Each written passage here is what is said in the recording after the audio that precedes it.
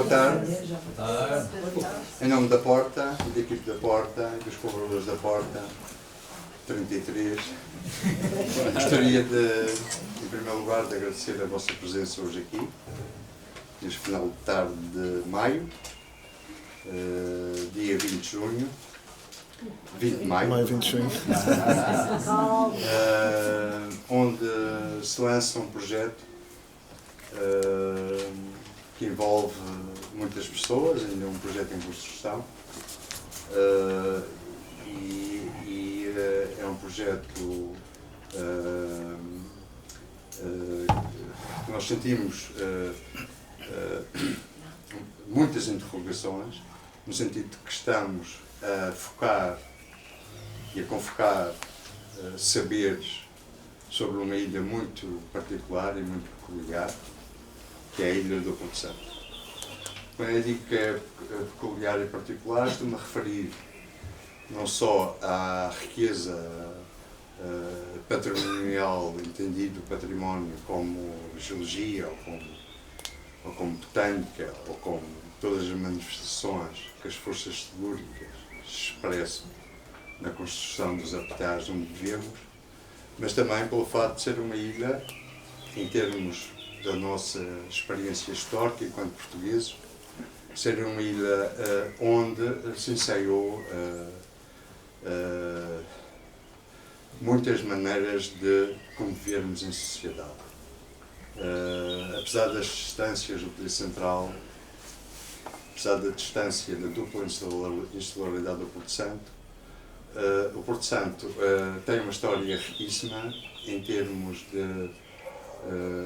da constante interrogação de como habitarmos aquela ilha. Eu acho que isto é tão magnífico como pensar como habitarmos a Lua ou como habitarmos Marte. Desculpem as distâncias geográficas e cosmológicas destas questões. Porto Santo, por outro lado, também criou uma certa identidade própria na relação não só que tem com a Madeira, como tem com o mundo. E o Porto Santo, a esse nível, também é muito variado na sua construção da sua própria identidade. Ou seja, é uma pequena ilha que tenta se expressar, mas como se expressar se a ilha está a ser constantemente, digamos, sentindo a necessidade de corresponder a mudanças sempre súbitas, não é? Sempre imprevistas. Quando começamos este projeto para o Porto Santo, que é ancorado na escola da Vila, portanto,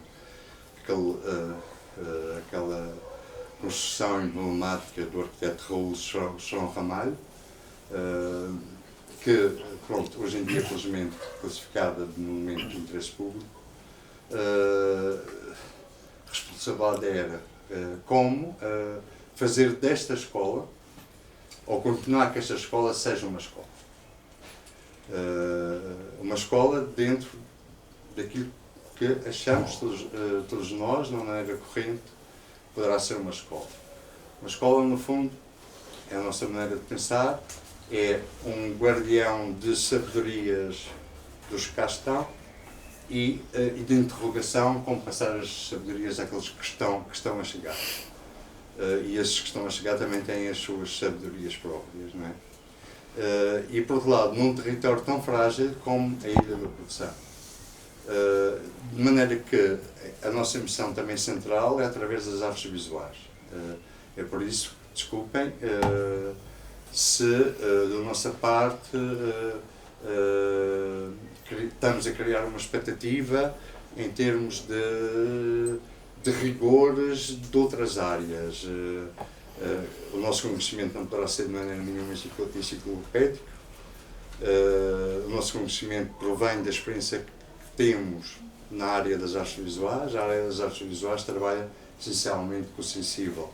Ou seja, como transformar linguagens que nós assumimos todos, de uma certa maneira, que são linguagens secas e frias e rigorosas, como as linguagens científicas, ou estatísticas, ou demográficas, com uma linguagem visual que apela a uma certa abstração em termos desses dados que são muito precisos e muito fundamentais na construção desse tipo de conhecimento e de pensamentos. As artes visuais, a esse nível, têm uma dupla responsabilidade. Ou seja, não defraudar esses conhecimentos científicos, mas ao mesmo tempo como expressar e como comunicar com um público vasto, que é um público também que não tem conhecimentos científicos. É aí que a questão da sensível é muito importante, porque nós, enquanto humanos, entendemos através da sensibilidade que temos.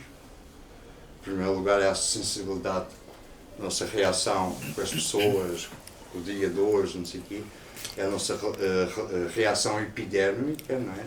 E as artes visuais são fundamentais no sentido de descodificar essa relação,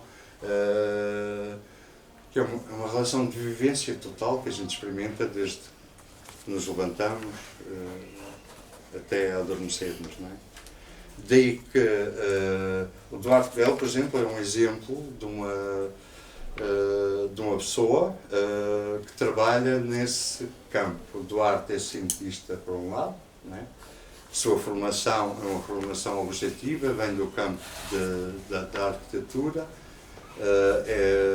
interessa-lhe muitos aspectos, não só aspectos pragmáticos de conhecimento do território geológico, como também dos conhecimentos como esse território está a ser ocupado e transformado pela ação humana, mas tem este olhar do sensível, da fotografia, do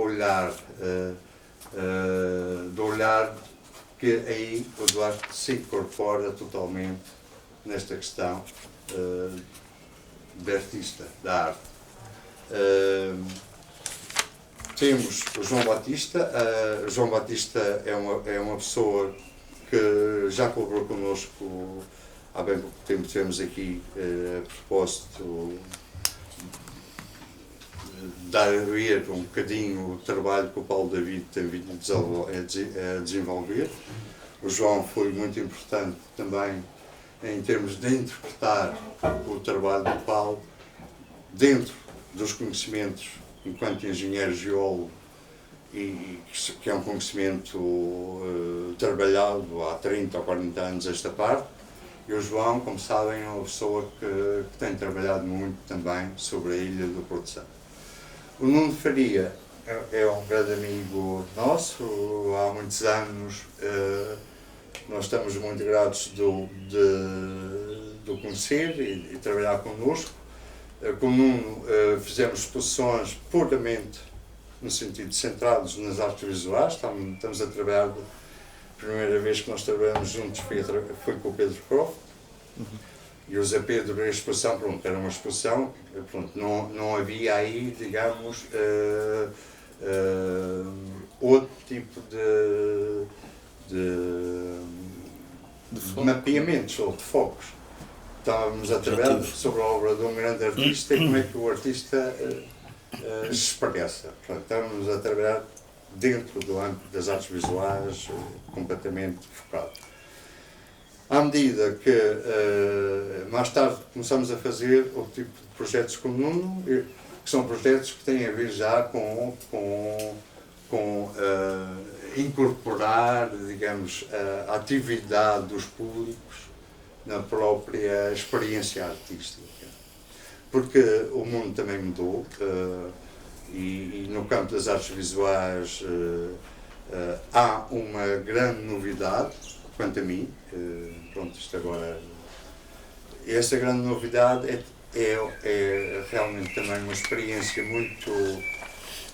é uma experiência ainda, não sabemos que resultados poderemos ter dessa experiência, que é envolver os públicos de uma maneira ativa e não daquela maneira passiva que até agora, que era muito também sedutora e muito enriquecedora, mas que hoje em dia é inviável. A gente não pode chegar a um grande museu e estarmos sozinhos a olhar uma obra-prima, porque é impossível, temos milhões de pessoas à nossa frente. E, portanto, há toda uma construção que é importante, que é, ou seja, tentar que os públicos se identifiquem com aquilo que estão a ver, mas de uma maneira que possam perceber aquilo que estão a ver é um resultado de determinado tipo de situação. Daí que os serviços educativos são completamente fundamentais. Eu estou muito grato e esses serviços educativos vão estar presentes durante este ano em que se vai desenvolver o nosso projeto, através da Luísa Espino, através da Catarina Claro e através da Carolina Vieira, que tem uma experiência já no terreno muito grande, e a gente nota, e não vou entrar por aí, porque nota no sentido da riqueza e da transformação que é visível nas pessoas que frequentam estas atividades. Não é? O Nuno, portanto, tem uma experiência muito vasta em termos de convocar pessoas e saberes de diferentes áreas. O Nuno, até bem pouco tempo, geriu o Museu da Cidade do Porto. O Museu da Cidade do Porto é um museu que é responsável por diversos espaços e que interpreta e que responde a diversas investigações, seja das artes visuais e contemporâneas e atuais, como também da tradição de uma grande cidade fabulosa como é a cidade do Porto e a riqueza que a cidade do Porto tem, em termos patrimoniais, de costumes, sociais, etc. O Porto é uma das grandes cidades, como sabem, e com uma riqueza muito própria e muito particular. Por fim, temos um dos grandes pilares também da Porta, que é o Paulo Pires do Val, com quem infelizmente a gente já tem trabalhado já há muitos anos. Também no início, particularmente em termos das artes visuais, em termos de trabalho de determinados autores, por exemplo, como a nossa amiga Lourdes Castro, mas em termos também de conteúdos, fizemos um seminário com o Paulo, em que o Tolentino Mendonça também participou, o António Guerreiro e o João Barreto. Esse seminário chamava-se Identidades e tive curiosamente lugar aqui onde estamos hoje. O Paulo, mais tarde, e na altura que nós estamos a saber que há uma possibilidade da Escola do Porto Santo, a antiga Escola da Vila, nós podermos assumir essa responsabilidade perante essa escola e perante a população porto-santense, o Paulo, nessa altura, também está a delinear aquilo que se chama o Plano Nacional das Artes. Foi realmente uma conjugação que o céu indicou. E então, portanto, a nossa presença na Escola do Porto Santo é reforçada, é responsabilizada por esta grande missão nacional, que é o Plano Nacional das Artes, que no fundo, desculpa Paulo, no fundo é como fazer com que a arte, as artes visuais, esta disciplina que também cumpre a sua linguagem específica, como qualquer outra disciplina científica ou sociológica, como é que através desta linguagem podemos contribuir para a educação não só das nossas crianças, mas também para nos interrogar no nosso sentido de presença e de pertença ao mundo. De maneira que estamos muito felizes por reunir, neste primeiro momento, esta conotação de autores. Estamos muito felizes por vocês estarem aqui e uma palavra final para as instituições ou entidades que apoiam este projeto. Há duas entidades que são fundamentais nisto, que é a Direção-Geral das Artes, o Ministério da Cultura, e a Secretaria Regional do Turismo e Cultura, que é aqui representada pela Marisa Santos. O Dr. Eduardo hoje não pode estar connosco, mas eu também tinha dito à Marisa que sabemos que o Eduardo está aqui. Porque foi, portanto, nesta experiência em relação ao Porto Santo, a Secretaria Regional de Turismo e Cultura tem sido muito, muito importante. E também, não esquecer as outras entidades que dão suporte para que a atividade se mantenha aqui, como a Câmara Municipal do Funchal, representada pela Sandra Assunção, representada em representação do Dr. Pedro Calado, Presidente da Câmara. Aqui a presença sempre estimada do Presidente da Junta de Freguesia de São Pedro. Portanto, tem acompanhado a par e passo, e é importante esta relação com os órgãos autárquicos próximos, não é? E não esquecer a Câmara Municipal do Porto Santo. Pronto, são inúmeras, quer dizer, a gente não pode também começar a enumerar tanta gente que tem colaborado para este projeto, que é um projeto essencialmente também coletivo. Acho que já falei muito, agradeço muito. E agora passo a palavra aqui ao Duarte Belo, que esteve, é um resultado desta exposição, são 2 residências que o Duarte faz no Porto Santo, ambas exatamente pela mesma duração, de 8 dias, uma em outubro e a última em março ou fevereiro deste ano. Já a residir na Escola do Porto Santo. E agora o Duarte falará da sua experiência. Muito obrigado.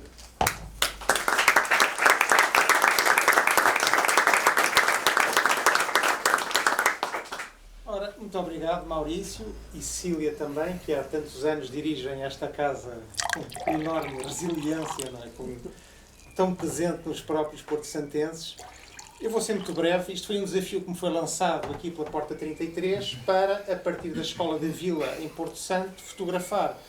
Havia uma ideia inicial que era fotografar a própria escola e o território envolvente, sobretudo a Vila Baleira, mas eu cheguei lá e não resisti a querer fotografar a ilha toda, não é? Eu ando há 40 anos a tentar fotografar Portugal e pensei, bem, Porto Santo é o ideal para eu tentar esgotar um território contido, relativamente pequeno.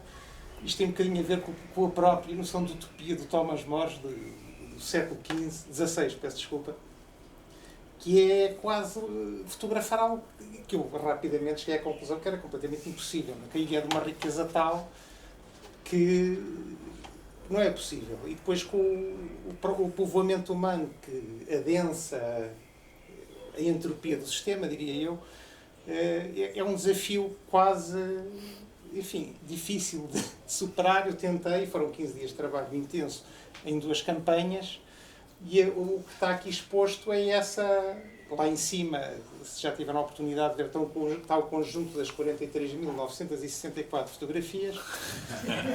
E pronto, eu agora gostava de fotografar os ilhéus, vamos ver se isto continua. E é um enorme prazer voltar aqui ao Porto Santo, à Madeira, ao Funchal, e é isto. Agora depois há de haver, se calhar, um diálogo convosco, e nessa altura eu falarei mais sobre esta experiência de fotografar a ilha e tentar comunicar a enorme riqueza visual e tudo o que emana deste contacto direto com a natureza, não é? Do povoamento humano e da própria geologia e da botânica. Eu passava então a palavra. Obrigado, Duarte. Bem, também agradecer à Porta, à Cília, ao Maurício, à equipa, à brilhante equipa da Porta, e pronto, dizer que de facto é um território aqui a Porta que me é muito, muito familiar, e que é um gosto aqui estar. Este desafio, este projeto é um projeto complexo, um projeto coletivo. Eu já não acredito não em projetos que sejam coletivos, e essa tarefa de agenciar pessoas, de as pôr a falar sobre o mesmo propósito, sobre o mesmo tema, é muito desafiante e muito enriquecedor. Eu vou tentar ser o mais sucinto possível para depois, bom, não só as outras intervenções e a qualidade da nossa conversa depois. Queria dizer uma coisa prévia, depois organizei a minha intervenção por pontos e vou socorrer-me das notas. A primeira coisa é que tudo o que se possa dizer aqui, por interessante que seja, e a obra do Duarte tem tido interlocutores muito ricos, até porque eu acho que suscita essa riqueza da interlocução, curiosidade, é pouco perante a incomensurabilidade do trabalho que está nas salas no primeiro piso e no segundo piso. A propósito, quem ainda não viu depois, não deixe de ver as 3 salas, este piso de baixo, mas também a sala mais pequena, que é uma sala documental, enquanto aqui o Duarte organizou as imagens por tipologias, não é? Mais ou menos amplas, e não são todas as tipologias que o Duarte, digamos, abarcou nestes dois inquéritos, nestas duas missões. E também do lado esquerdo, quando se entra, um conjunto de imagens, não é, do diário de campo. Ainda apanha um diário anterior, ainda apanha uma campanha anterior e depois a do Porto Santo, e ali vê-se o mapa e vê-se os percursos que o Duarte fez, não é? Totalmente, digamos, organizados e esquematizados. O Duarte disse-me sempre que era uma pessoa muito desorganizada. Eu acredito, não tenho razões para não acreditar, mas é uma pessoa que de facto se estruturou e se organizou de uma forma absolutamente alucinante. Eu acho que é essa a palavra. Eu, sempre que falo sobre o Duarte, e já não são poucas as vezes, faço questão de dizer uma coisa para que fique registado, que é: o Duarte faz o trabalho que o Estado português deveria fazer. Um trabalho de mapeamento visual, de levantamento visual, sistemático e reiterado do espaço português, como lhe chama, do território português, que é, eu diria, um dever de memória, uma obrigação ética que as autoridades, não é, deste país, as instituições, deveriam cuidar, não é? E é um trabalho que é cruzado com vários campos, não é? Infelizmente, eu acho que temos um problema grave com a memória, isso vê-se a vários níveis, mas eu acho que devemos celebrar o Duarte em vida e durante muitos anos, porque vamos, não é, perceber, como percebemos sempre. Olha, é um grande autor que aqui está. É uma pessoa que sacrificou muitas coisas na vida para fazer isto que incumbia ao coletivo. Bom, a obra é trazida aqui ao coletivo com esta campanha, pronto, para dizer que na sala há uma sala com documentação que começa a ser agora, digamos, organizada sobre o Porto Santo, e depois há um diaporama, a sala escura, onde se fez uma seleção de imagens muito restrita, muito exígua, com aspectos mais idiosincráticos, eu diria com um olhar mais autoral, se é que podemos fazer essa divisão, como vou agora tentar dizer. Pronto, então os pontos que queriam falar começam com uma evocação, com uma descrição de um diálogo entre um realizador de cinema alemão e um alpinista suíço, o Reinhold Messner. O cineasta é o Werner Herzog, que num documentário, num filme de autor, fez sobre uma escalada a 2 picos que o Reinhold Messner, se calhar o mais famoso alpinista vivo, já na reserva, fez. E nesse diálogo final, depois do Messner quase milagrosamente voltar dessa escalada em que não usa oxigênio, em que não tem, o Herzog, um cineasta também muito idiosincrático, perguntava-lhe: mas porquê que tu escalas montanhas? Porquê que fazes isto? O Messner lá lhe explicou, vale a pena ver o filme, e depois o Messner disse: ele disse: e quando deixares de escalar montanhas? O Messner dizia: o meu sonho, a minha visão, a minha querência é começar a andar em linha reta e nunca mais parar. Ou eu acabo, ou o mundo acaba. E pronto, e o Herzog disse: bom, esse também é o meu sonho, não é? Bom, e há esta coisa de caminhar. O trabalho do Duarte está organizado pela caminhada. Eu acho que o Duarte só faz este trabalho porque adora caminhar. E é isso. Eu acho que a principal tarefa do Duarte é caminhar. Isso inscreve-se numa longa tradição de caminhantes pensadores, não é? Como sabemos todos, caminhar é uma ação mecânica, mas é também algo que engendra a reflexão, engendra a autorreflexão, e digamos, o único propósito, é a melhor metáfora da nossa vida, não é? Continuar, malgrado o cansaço, o desânimo de acordo um bocadinho com o desejo, que eu acho que é isso que norteia o trabalho do Duarte. Não é possível perceber plenamente o trabalho do Duarte sem conhecer as missões e os inquéritos históricos que no século XX ocorreram a partir da fotografia ou também com a fotografia. Há duas missões muito conhecidas. Uma missão que ocorreu em França nos anos 80, a missão Datar, uma espécie de reequacionamento do território em França, que teve uma parte muito importante durante 2 anos de encomendas a fotógrafos de mapeamento visual do território, e a missão histórica, por definição, nos Estados Unidos, na época da Grande Depressão, uma missão que ocorreu entre meados dos anos 30 e meados dos anos 40, a Farm Security Administration, que escrutinou, através dos melhores fotógrafos da altura, as condições de extrema pobreza da vida rural no território americano durante esses anos de depressão. Portanto, e depois várias declinações, as novas topografias, sobretudo com origem na Alemanha.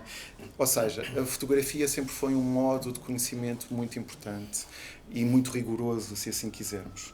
Ou foi no caminho desse rigor. Eu acho que o trabalho do Duarte se inscreve nesses autores ou nesses movimentos, como noutros. Em Portugal, por exemplo, houve muitos inquéritos ao território feitos pelos engenheiros, pelos arquitetos, pelos etnólogos e, claro, muito possivelmente a grande referência, o Orlando Ribeiro, geógrafo, mas muito mais do que geógrafo, eu diria o grande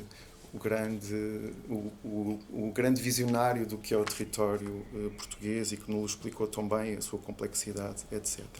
Mas, apesar de tudo, eu acho que aqueles a que nos devemos referir, sobretudo, ou em igual medida, quando falamos do trabalho do Duarte, são os pioneiros caminhantes e pensadores modernos que no século XIX pensaram a natureza e, digamos, começaram ou voltaram, não é? Os gregos, os filósofos materialistas pré-socráticos já o haviam feito, voltaram a medir-se e a tentar procurar, se não a origem da humanidade, pelo menos este jogo de espelhos entre o mundo dos humanos e o mundo natural.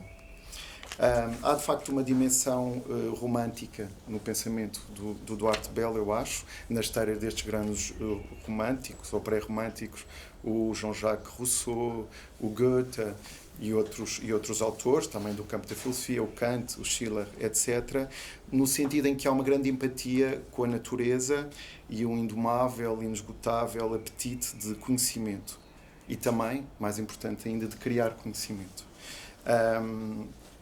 De certa forma, aquilo que o Duarte fez foi criar os processos, os protocolos, os dispositivos que promovem a recolha e a fixação desse conhecimento através da imagem, mas não só, como vemos nesta exposição, também através da reflexão pelo texto, pelo desenho, pelos esquemas mentais, e este fluxo permanente entre a ação e a reflexão, a espera e, digamos, lançar-se no abismo, que é entrar por um território adentro e tentar vertê-lo visualmente. O mesmo é dizer também tentar compreendê-lo, não é?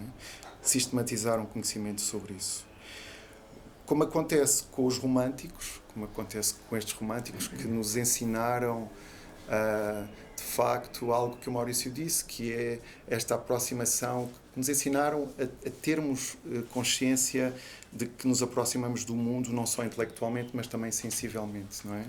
Como os românticos nos ensinaram, é a imaginação, julgo eu, que orienta esta busca do Duarte, esta procura, é a capacidade de produzir imagens, que as imagens também convocam, não é?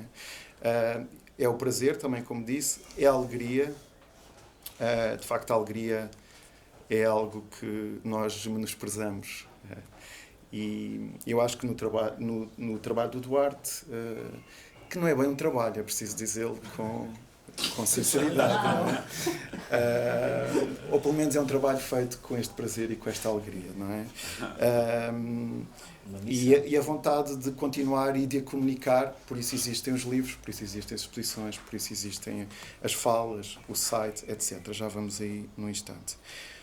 A imaginação é então uma forma alternativa, subversiva, não intelectualizada de conhecer, de pensar e de projetar. Esta ideia das imagens que se projetam e que nos projetam é constituinte mesmo do processo fotográfico, da linguagem estranha, apesar de parecer muito familiar, que é a fotografia.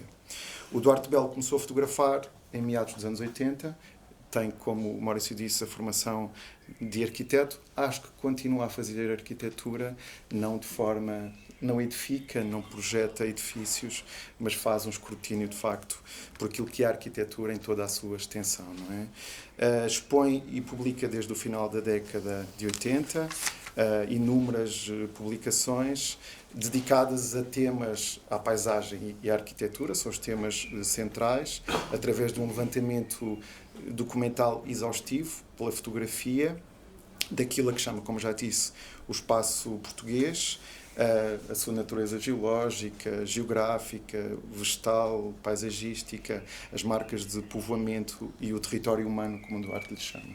Não é? Não há território que não seja, de uma certa forma, humano, no sentido em que ele está em permanente mutação e transformação.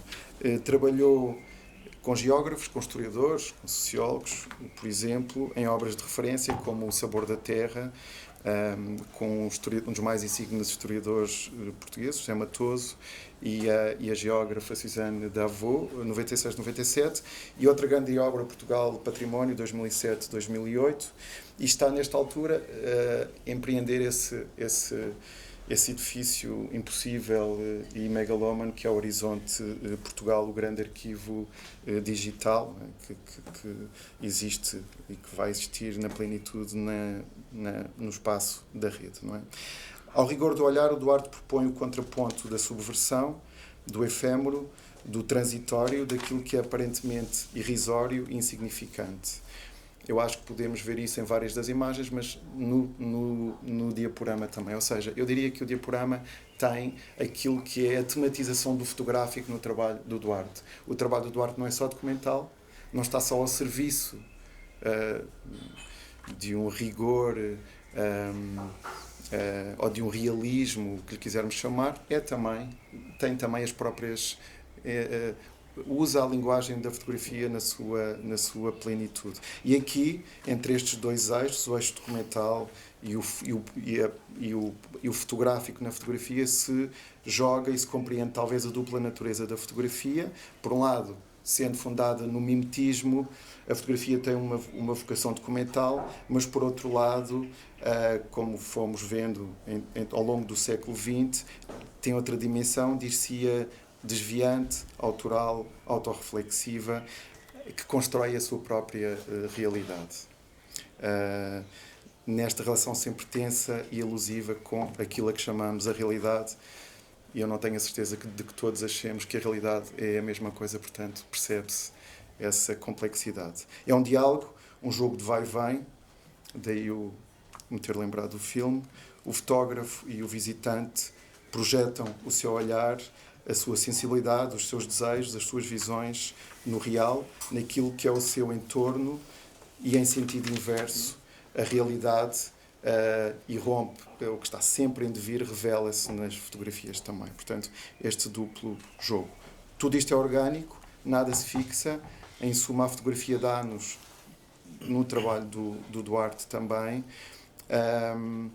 dá-nos, esclarece o caráter transitório, frágil, precário, sempre em devir, mais uma vez, da nossa existência. E obrigado, Duarte, por este trabalho magnífico. Obrigado.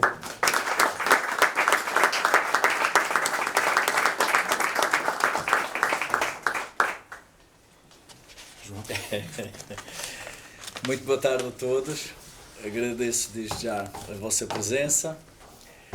Agradecer o Maurício e à Cecília o desafio que foi-me lançado aqui, esta batata quente que me puseram nas mãos.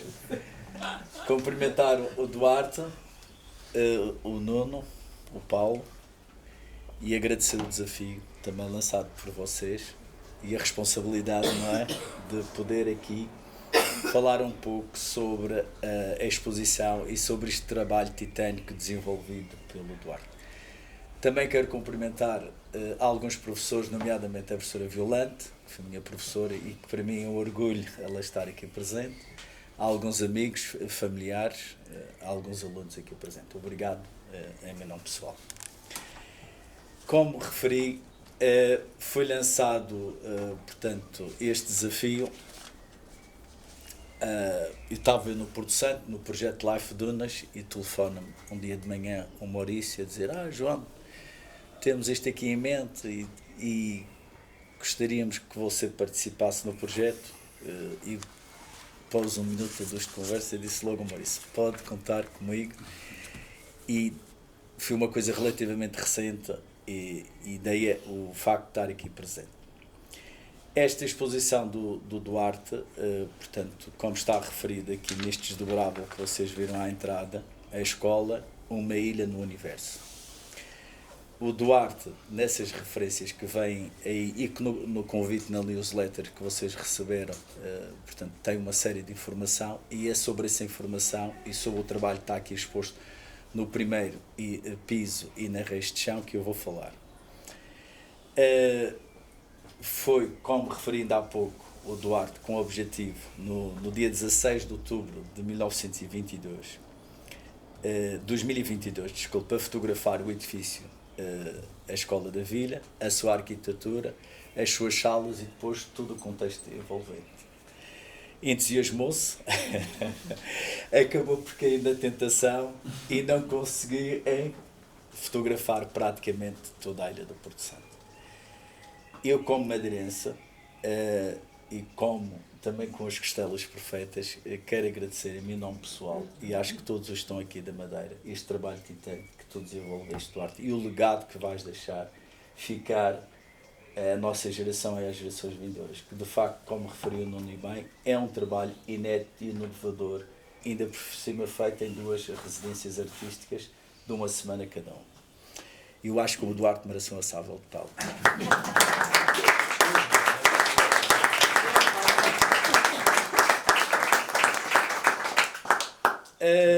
Como o Duarte, portanto, aqui faz algumas referências e refere o seguinte: estas imagens são como um registro visual de um movimento performativo sobre a paisagem, linhas que desenham sobre a geografia de uma ilha fascinante. Portanto, há de facto uma envolvência muito grande do Duarte, já que é referido pelo Maurício, já referido pelo Nuno. Ele, a determinada altura, e quando começa a ler portanto, todos os livros de campo, todos os registros que ele faz, e vocês vão ter a oportunidade de ver no painel de entrada, há um envolvimento emocional, uma ligação, diria mesmo telúrica, com a própria ilha. E isto, de facto, quem trabalha no território, quem gosta de andar a pé, quem gosta de estar sozinho, em harmonia com a mãe natureza, o Duarte acabou também por ter essa felicidade no Porto Santo, que nem toda a gente consegue verdadeiramente viver e experienciar o território. E ele envolveu-se do ponto de vista emocional, não foi só os quase 50 mil registros fotográficos que fez, ou 44 mil, mas foi esse envolvimento que teve, porque fazer os registros fotográficos que fez em 2 semanas, de facto, é andar de manhã à noite no Porto Santo. E ele refere ali em algumas passagens, apesar de estar exausto, mas continuava sempre a resistir e a fotografar. De facto, há esse envolvimento emocional.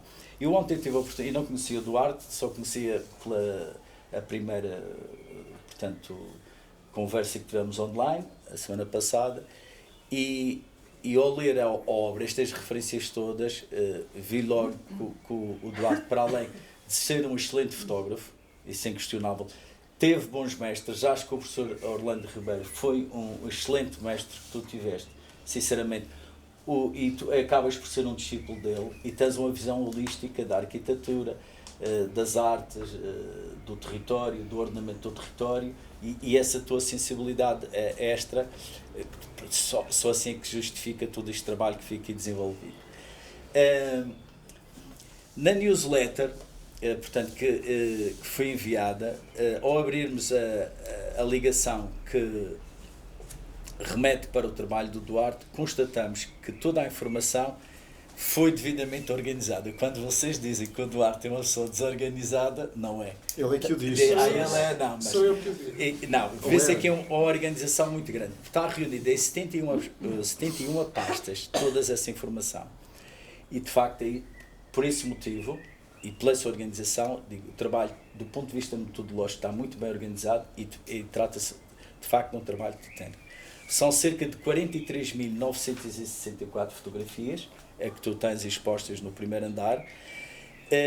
Depois tens os cadernos de campo e o mapa do Porto Santo, que também já fica referido com o Nuno, com todos os percursos que foram feitos nessas duas residências artísticas. Estão devidamente arquivadas, feitas em 2 períodos, 16 a 23 de outubro de 2022 e de 15 a 22 de março do presente ano. As fotografias encontram-se reunidas em 68 categorias temáticas, entre as quais também tenho um limite de tempo, não é? Não posso falar em todas, eu aqui vou destacar algumas. Portanto, foi algo que me sensibilizou bastante. Logo, a primeira categoria temática, que é a Escola Arquitetura, que foi o ponto de partida de todo o trabalho do Duarte e o motivo da gente estar hoje todos aqui presentes. Portanto, foi logo o primeiro item. O item 17, os moinhos.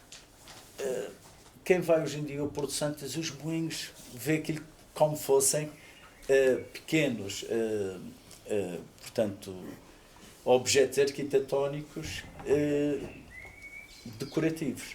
Mas a importância que o moinho teve para a população do Porto Santo e para a população da Madeira. Primeiro, revela o parâmetro climático mais abundante no Porto Santo, que é o vento. Se não houvesse vento, não havia moinhos. E depois, que houve uma indústria cerealífera no Porto Santo, cevada, trigo, centeio, entre outros, trigo, que era produzido, que era moído no Porto Santo e que era exportado para a Madeira. E esta realidade já não existe atualmente. Onde nós temos o Aeroporto Internacional do Porto Santo, que foi a primeira base da NATO no espaço geográfico português, toda essa zona centro-ocidental da ilha era cultivada com cereais.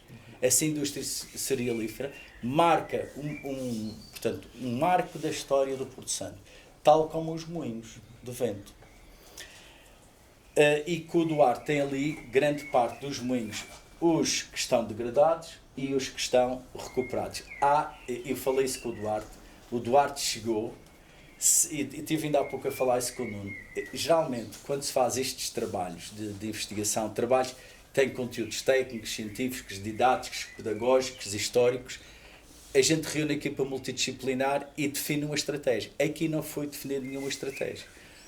O fotógrafo vai para o território com o objetivo de fotografar a escola e a área envolvente, que era uma coisa pequenina, e acaba, isto é, passa de um espaço, imagine, de 2.000 a 4.000 metros quadrados para um espaço com 42 km quadrados, que é a Ilha do Porto Santo. É uma escala, vejam o quanto a escala foi multiplicada. E depois tem uma coisa, ele acaba por enxergar verdadeiramente o território. É quando nós vamos visitar, às vezes, determinadas cidades, nós conseguimos observar melhor as coisas, porque não temos a nossa visão viciada. E o que aconteceu com o Duarte foi precisamente isso. Ele começou a se entusiasmar com o território, foi fotografando e depois foi organizando todos esses conteúdos em pequenos percursos e depois nestas 68 categorias temáticas. Tanto que fotografou uma coisa que não é muito comum, que é o item 43, as micropaisagens. Isto demonstra a sensibilidade para o solo, para a textura do solo, o que é que se passa em pormenor verdadeiramente na paisagem. Porque as pessoas geralmente têm tendência a fotografar objetos macro, não é? Ou o cotidiano, ou o património edificado. E, neste caso, o Duarte teve essa sensibilidade das micropaisagens. Fotografou pela diversidade de cores e de formas os 6 rolados. E quando entrei aqui junto às garrafas de vinho Madeira, muitos dos seixos que vocês têm ali são seixos do Porto Santo, que nós não temos aqui na Madeira. E de facto a geologia do Porto Santo é muito diversificada e conseguimos logo ver esse DNA que as rochas do Porto Santo têm, que não têm as da Madeira. Apesar de ser uma ilha muito mais pequenina do que a Madeira. Mas lá iremos. E a importância que o seixo rolado tem nos pavimentos da calçada madeirense, que são únicos, como vocês sabem, a nível mundial. Depois passamos às minhas meninas dos olhos de ouro, que são as areias consolidadas e areias soltas, que são as areias carbonatadas biogénicas, que são um tipo de areias únicas também, que, como vocês sabem, são muito utilizadas na psamoterapia ou arenoterapia. Hoje em dia a Porto Santo Line, na sua publicidade que faz do navio Lobo Marinho, utiliza essa publicidade das areias terapêuticas, como a primeira clínica de geomedicina que existe no mundo, que é o Atol do Porto Santo, onde fazem tratamentos com estas areias quentes, que são areias especiais, que se formaram num passado recente da Terra e que têm uma composição muito diferente das areias das praias portuguesas, que são areias essencialmente siliciosas, resultante dos processos de alteração de maciços graníticos. Isto são areias carbonatadas biogénicas, carbonatadas porque são de carbonato de cálcio, e biogénicas que resultam da alteração do antiga ilha Recife de Coral que existia na costa norte do Porto Santo, porque nós neste momento temos uma ilha com 42 km², mas que num passado recente, à volta de entre 35 a 100 mil anos atrás, a ilha era 4 vezes maior, tinha 180 km². Daí a fonte da areia. Exatamente, se é uma área-fonte e depois tem não é só a água, como também a areia. Também a areia. Tem um geotopónimo com sentido duplo. Fonte da areia do antigo Recife de Coral e água da fonte, da própria fonte. Muito bem. E por falar depois, na parte das areias, acabou por explorar os 20 factos, a tal sensibilidade artística como arquiteto, dizer a mãe natureza é esculpir o vento, que formas contornou nos próprias portanto, formações geológicas, neste caso na formação da Leonidas Calocornices, que é conhecida pela formação de areias do Porto Santo, que marca verdadeiramente a paisagem do Porto Santo. É a unidade geológica mais importante, que 1/3 da ilha do Porto Santo é coberta por areia.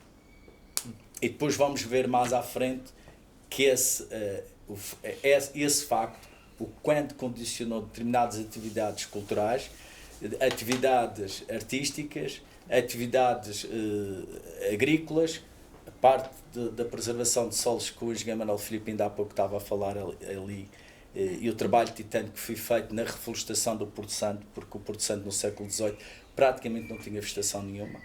Não é? E depois o trabalho do Chiapa de Azevedo e o trabalho que está a ser feito notável pelo Instituto de Florestas e Conservação da Natureza. Passando da parte das areias e todos esses 20 factos, todas essas formas escultóricas concebidas pela mãe natureza, bem patente na fonte da areia. Aqui eu não me quero alongar, mas a fonte da areia, se nós quiséssemos estudar as variações paleoclimáticas, paleoambientais ou paleogeográficas do passado recente da Terra no espaço biogeográfico da Macarronésia, nós temos um livro que tem 35 metros de altura que revela o passado recente da Terra. E hoje em dia, que fala-se cada vez mais nas alterações climáticas, temos ali tudo o que se passou na fonte da areia. São as formações geológicas que lá estão todas intercaladas com paleossolos, demonstrando que há muitos caracóis, que já foi o desafio colocado aqui ao nosso amigo Duarte para fotografar os caracóis. Os caracóis são importantes porque, além de ter espécies endémicas únicas no Porto Santo, revelam que o Porto Santo teve uma vegetação luxuriante, de pequena meio de porte, que havia alimento abundante, que havia umidade suficiente. É como, ainda que há dias contei isso, acontecia um cataclismo na Madeira. De toda a nossa paisagem de bananeiras, se nós viéssemos daqui a 1 milhão de anos, o que é que ficava? Os caracóis. Eram as cascas, foi precisamente o que aconteceu no Porto Santo.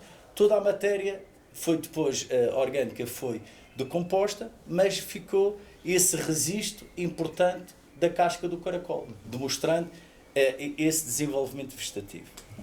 Uma coisa que mostra a sensibilidade do Duarte, tive-lhe a oportunidade de dizer isto, quanto é importante também para nós, que é na categoria, no tema 62, na organização das os marcos geodésicos. Hoje de manhã, eu estava com a Diná numa ação de formação da Rota dos Vulcões e foi a penúltima paragem que fizemos, foi no Cristo Rei.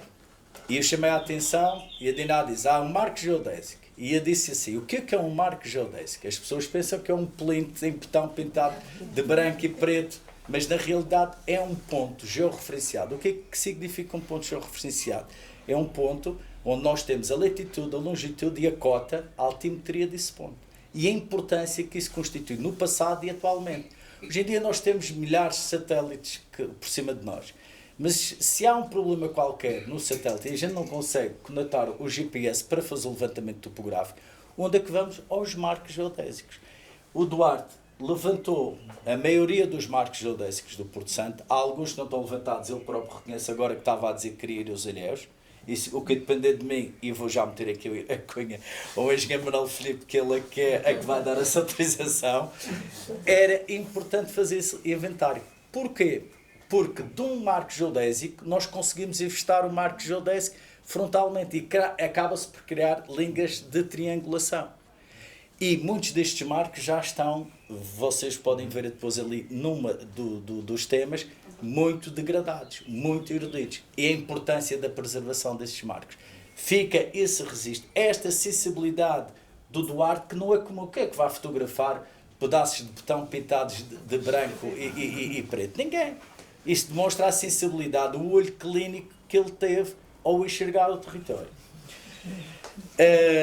Depois temos o lixo, que é uma problemática numa ilha tão pequena. Não podemos esquecer que o Porto Santo, na área administrativa da região autónoma da Madeira, nos 11 concelhos, é o território mais pequeno, ainda mais pequeno do que o concelho da Ponta de Sol.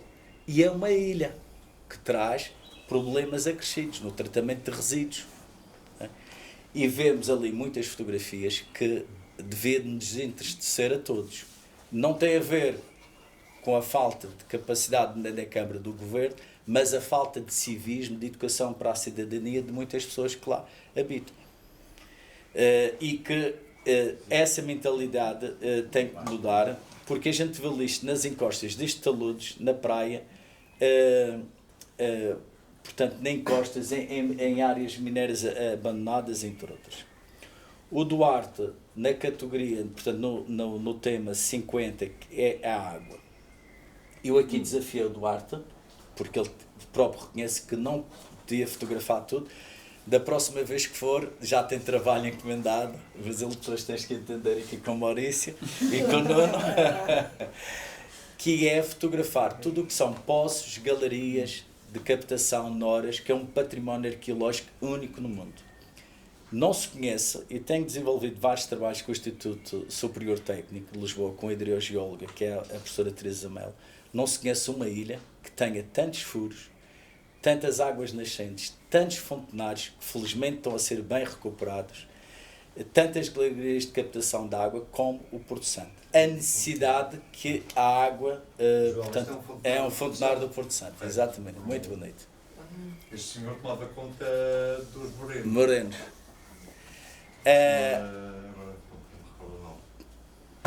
E isto também faz parte do património do Porto Santo, porque a gente diz a realidade da Madeira, a realidade do Porto Santo, aqui a distância que nos separa são à volta de 20 km entre costas norte, estamos em edifícios vulcânicos completamente distintos, o mar da travessa atinge 3.100 metros de profundidade, estão a ver, por isso é que é um mar de confluência entre mar de duas regiões a norte, daí o ser um mar bastante alturoso, mas o Porto Santo, a água, é um elemento de sobrevivência, é um elemento vital à vida.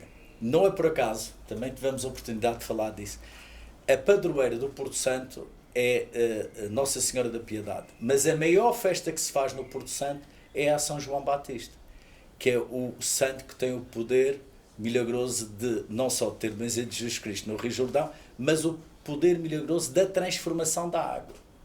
E que no filme do Bruno Ducante, da Canção da Terra, está muito bem documentado. A importância que a água teve para o povo do Porto Santo.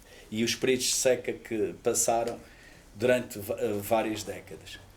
Depois o Duarte acaba na categoria, portanto, no tema 56 é o solo de textura, que é a base da vida, e que em 2015 a Unesco definiu esse tema, o solo, um valor a preservar, e que no Porto Santo, infelizmente, deitou-se literalmente de solo das escavações de grandes unidades hoteleiras e de pequenas construções ao mar, na Baía de São Sebastião, e neste momento estamos a importar solo.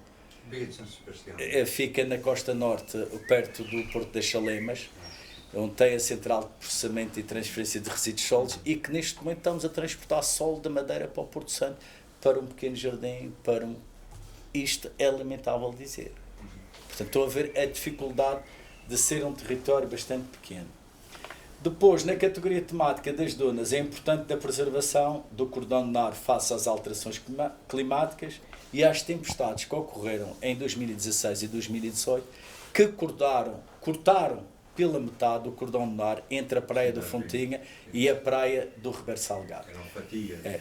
Felizmente, foi aprovado o primeiro projeto a nível europeu para combater as alterações climáticas ou para tentar mitigá-las, que é o projeto Life Dunas da Ilha do Porto Santo, onde o engenheiro Manuel Finico também e os seus colaboradores estão ligados, e eu também, com a Faculdade de Ciências, estamos lá a desenvolver vários trabalhos.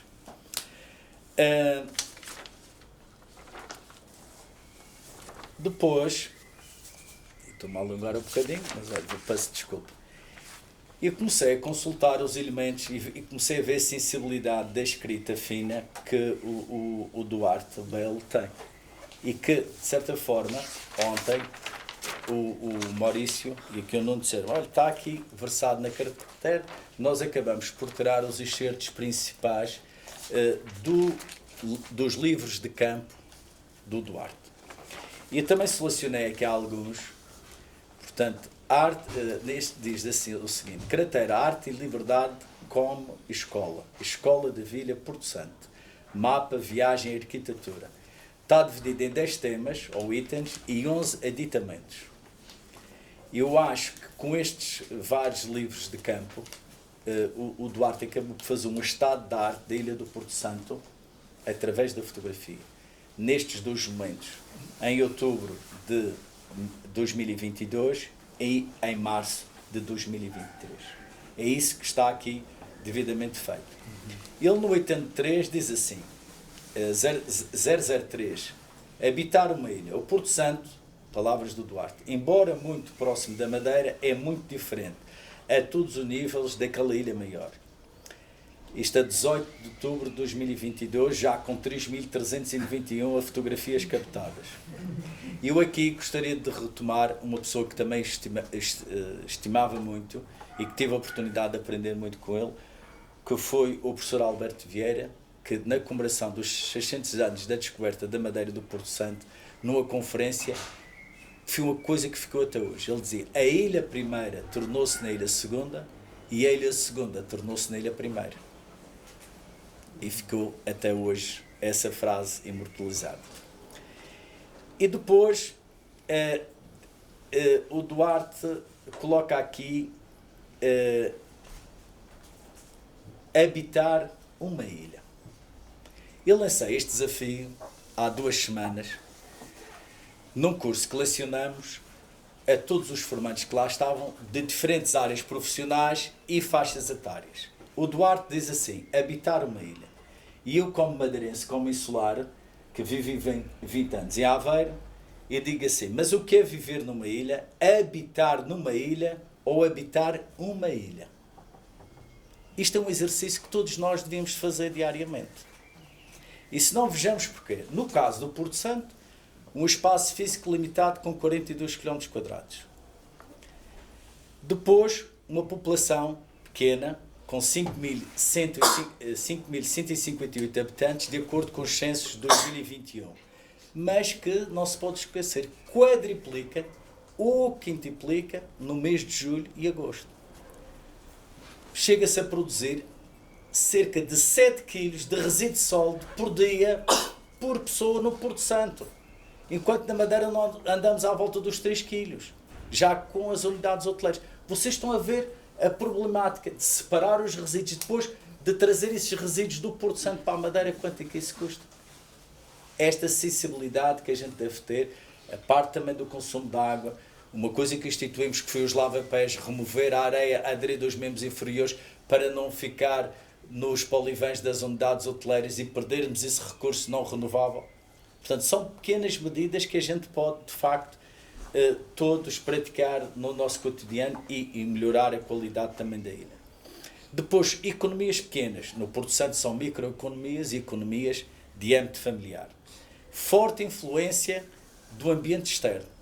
Estava aqui ainda há pouco uma senhora que é bailarina e que está a viver no Porto Santo, está aqui, e que disse, eu adoro viver no Porto Santo. E disse, eu já vi todos os meses do ano, mas de facto dezembro e janeiro, e então quando não vai ao bar, que a gente vê que não há iogurtes, não há leite, não há verduras, e a gente diz de facto o que é viver numa ilha, com esta dependência do exterior.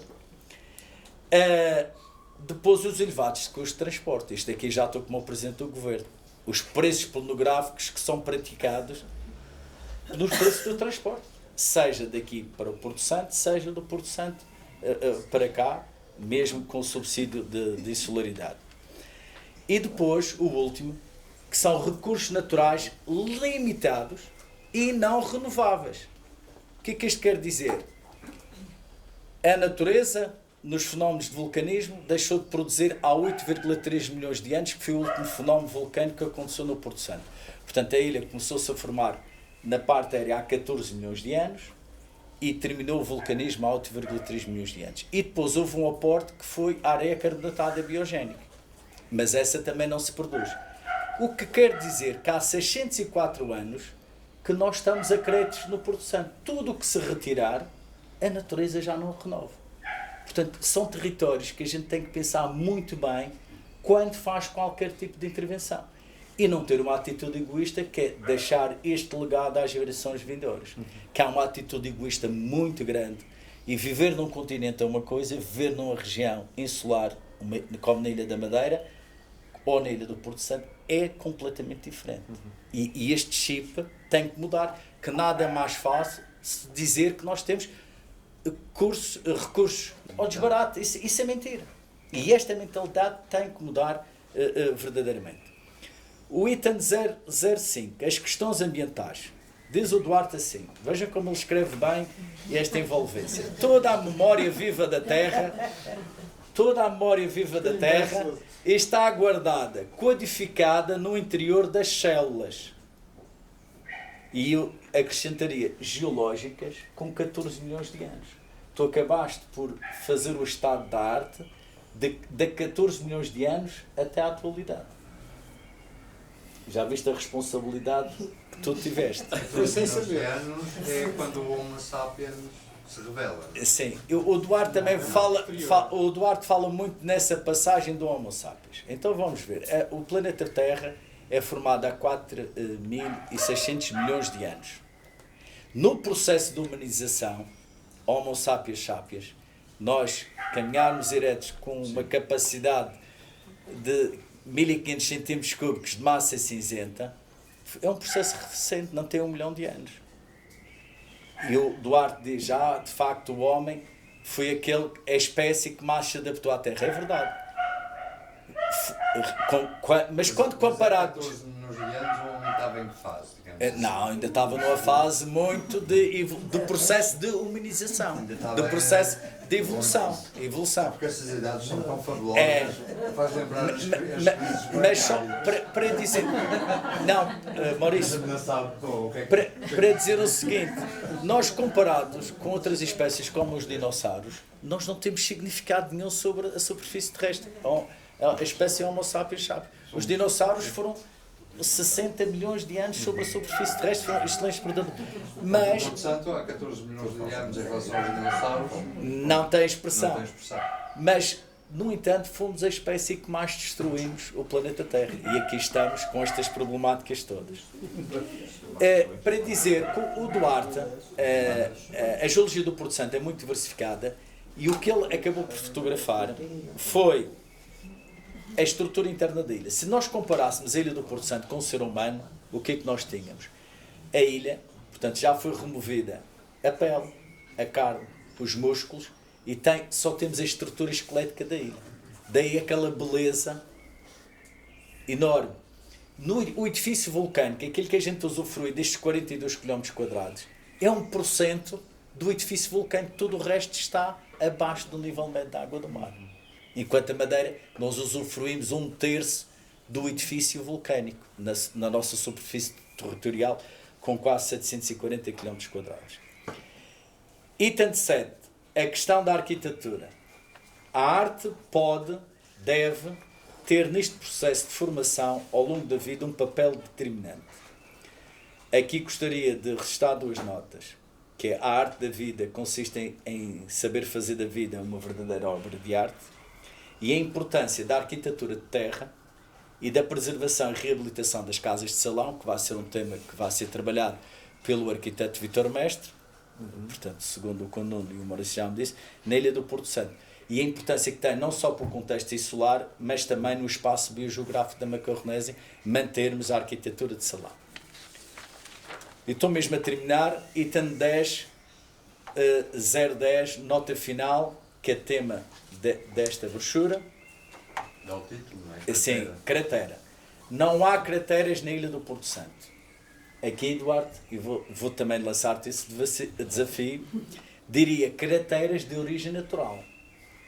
Porque grande parte da paisagem no setor nordeste e no setor centro-ocidental da Ilha do Porto Santo, encontra-se ferida, rasgada, delicerada, com grandes crateras de impacto ambiental, resultantes da exploração de massas minerais e da não recuperação paisagística dessas massas minerais.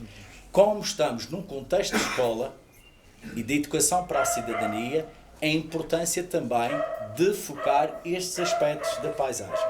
Acho que são extremamente importantes. E depois o Duarte diz assim: com a ciência em pensamento e a arte como ferramenta operativa, daremos passos, esta mensagem de esperança, renovados sobre a paisagem cintilante. Uma ilha para conhecer o mundo. Depois, a ilha mística, a ilha hipopeica, agora mais recentemente conhecida por Ilha Dourada, que se deve à tonalidade da areia e, portanto, o facto de ser dominada por esse recurso geológico. Durante muitos anos foi conhecido pela Ilha Morena, devido à luz e à tonalidade que as pessoas adquirem após banhos de sol e mar, devido à quantidade anormal de iodo que existe na água do mar do Porto Santo. A terra amiga, como chamava o nosso amigo Max, a terra da empatia, a terra do acolhimento, e que também foi pelos descobridores portugueses porto de abrigo, um porto santo, melhor dizendo, uma ilha no universo. Aqui fica para reflexão o seguinte: a cratera, a eira, que está interligada com algo que a gente ainda não falou, a importância de Cristóvão de Colombo na Ilha do Porto Santo, o ovo de Colombo na Ilha do Porto Santo. E era tudo o que tinha para vos dizer. Obrigado pela vossa atenção e pela vossa presença.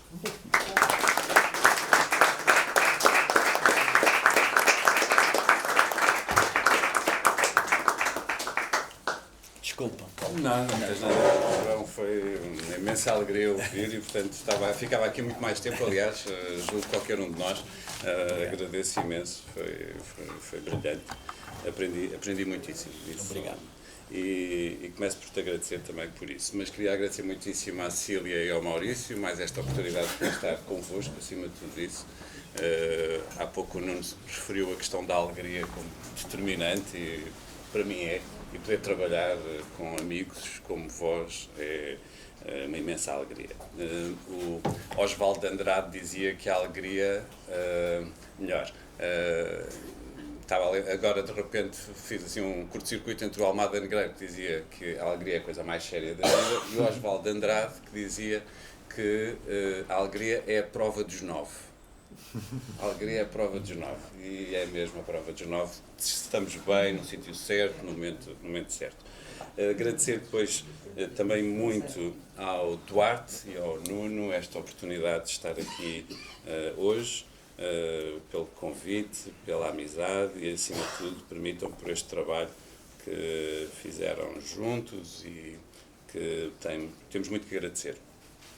Não vou entrar tão em pormenor como já o Nuno e o João fizeram nesta análise do trabalho do Duarte. De qualquer maneira, gostava de o pensar sob um ponto de vista, mais do que um ponto de vista, mas esse será o conceito que quero trabalhar, eu queria pensar convosco hoje, que é como é que a fotografia, e este trabalho que o Duarte faz, que é mais do que a fotografia. Depois já perceberam que é o desenho, que é a palavra, que é o caminhar, tentar chegar lá. Mas como é que a fotografia, focando nesse elemento, como é que a fotografia forma a atenção?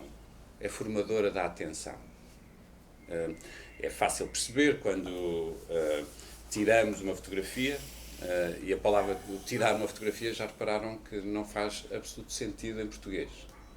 Tirar uma fotografia, não é? Ou seja, a palavra tirar uma fotografia vem na realidade, imagino, de uma expressão que no século XVI era muito habitual, que era quando alguém retratava uma pessoa, tirava-a do natural. Chamava-se do tirar do natural. Quando se fazia a pintura do retrato, era do tirar do natural. Nós continuamos a tirar do natural, e o Duarte faz isso. Tirar do natural, ou do cultural, já sem essa distinção, implica uma atenção, um olhar para qualquer coisa em particular, virar a máquina para aquele lugar e tirá-lo, fixá-lo. Mas há um outro modelo da atenção que a fotografia permite, que é depois a escolha, e o exercício, por exemplo, que vai fazer o Nuno para criar aquele diaporama lá em cima, implica uma escolha. Há aqui uma diferença também entre o arquivo e a exposição. Os milhares de fotografias que nós não conseguimos abarcar, e depois a seleção, esta em particular, que implica dar atenção. Ou seja, que implica a possibilidade, essa sim, de eu olhar para alguma coisa. Portanto, o tirar a fotografia e o olhar para a fotografia. São dois momentos diferentes, mas em ambos há uma questão que é o da atenção. Não só do Duarte, ou de quem tira a fotografia, mas daquele que está a aprender com a fotografia, e aqui a noção de escola. Como é que a atenção também tem a ver com aquilo que acontece na escola, aquilo que a escola faz, na verdade, aquilo que a cultura faz, é assim que a Simone Weil define cultura, é formar a atenção. A cultura, aquilo que faz, as culturas, aquilo que fazem é formar a nossa atenção. Permitem ver coisas e não vemos outras. Permitem dar a ver, apontar, e não ver, não apontar outras. A palavra atenção é uma palavra muito bonita. A palavra vem etimologicamente de ad tendere, do latim, que significa dirigir-me em direção a, ou estender em direção a, como quando eu estendo a mão. Portanto, a atenção implica logo nesse estender, nesse dilatar, uma palavra que eu vou também usar, sublinhar hoje, no dilatar, nesse estender, qualquer coisa que é o estar em saída. Ou seja, eu deixar de estar em mim para me dirigir a outro. Portanto, a atenção é um movimento. A atenção não é passiva. Mesmo quando é contemplativa, é profundamente ativa. Ou seja, não há passividade na atenção. Portanto, esse estender-me em direção a, esse movimento, é uma forma de estar em saída, como eu há pouco dizia, o que implica também de abertura. O sensível, como há pouco aqui também foi sublinhado, é esse campo próprio do humano de abertura ao mundo. Normalmente nós pensamos o corpo como os limites, não é? Pensamos o corpo como o limite, o nosso limite. Na verdade, o corpo é o ilimite, significa a nossa forma de relação com o mundo. Antes de mais, é isso que o corpo é. Depois pode vir a morte, pode vir a limitação, não conseguimos ser mais do que... Ou seja, isso vem depois, porque a nossa primeira experiência do corpo é, na verdade, a de abertura ao mundo. Portanto, o corpo é, no sensível, essa capacidade de abertura e da capacidade de criar mundo. Volto aqui. Mas, então, o corpo, como a atenção, podem ser entendidos como disponibilidade, como hospitalidade. A atenção é hospitaleira. é uma forma de hospitalidade. E isso implica, e lá em cima, por exemplo, é fácil perceber, mas cá em baixo também, um tempo. Há um tempo próprio, uma demora. A demora que essa disponibilidade exige, é uma exigência. E por isso há qualquer coisa muito próximo na noção da atenção de um exercício espiritual. A atenção é um profundo exercício espiritual. Os gregos e os romanos perceberam-no bem, as religiões percebem-no bem. Há um exercício espiritual que é, como estão a perceber, já não sei qual é o limite, profundamente material ou físico. Se há pouco vos dizia que o corpo é esse campo do sensível que permite a atenção, é porque não é uma questão da alma. O exercício espiritual é uma questão do corpo. Há pouco o João apontava em relação às descrições que o Duarte fazia do estar exausto. É uma questão de corpo inteiro e, portanto, não é apenas de uma dimensão do humano. Portanto, há um exercício profundamente material, diria físico, que é também espiritual, a que chamamos atenção. Por outro lado, este exercício, se termos também atenção, percebemos que mostra qualquer coisa que é exigente, porque nos coloca no campo, que também já aqui foi apontado há pouco, que é radical, da pobreza, ou seja, de uma carência. Nós fazemos isto, nós damos atenção porque não somos autossuficientes e não podemos assumir a autossuficiência como o lugar do humano. Antes, pelo contrário, o lugar do humano é essa fragilidade, precisamos de outros, precisamos de sair de nós. A atenção como modo de saída tem a ver com isso, que eu estender a mão também, ou estender-me em direção, tem a ver com a minha necessidade que tenho do mundo, que tenho dos outros, para me construir ou ser, para poder ser.